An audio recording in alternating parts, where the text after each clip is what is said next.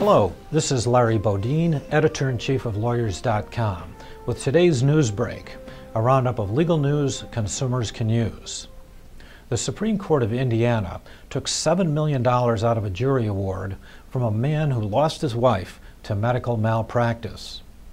Deborah Plank was suffering severe abdominal pain, and the community hospitals of Indiana failed to diagnose an obstructed bowel on 3 separate occasions.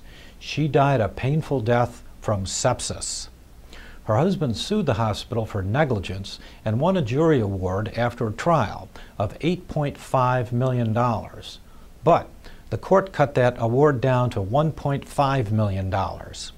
And that was because of tort reform, which is an anti-consumer law that reduces the jury awards after trial.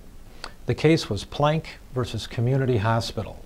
In Ohio, John and Rhonda Wetzig threw a nighttime pool party. Their guests were horsing around and threw one of the partygoers into the pool.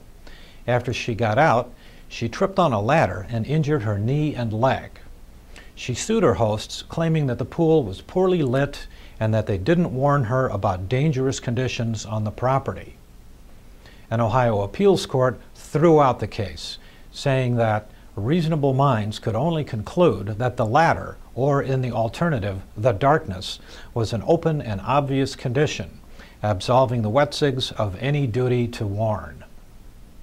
And finally, 5 members of a Mennonite Christian family in Pennsylvania who owned a wood cabinet construction company tried to exclude coverage for contraceptives from the health insurance that the company offered to its 950 workers. The owners sued in federal court, challenging the birth control mandate in the Affordable Care Act, better known as Obamacare. Congress passed the law because women of childbearing age spend 68% more than men in out-of-pocket health care costs.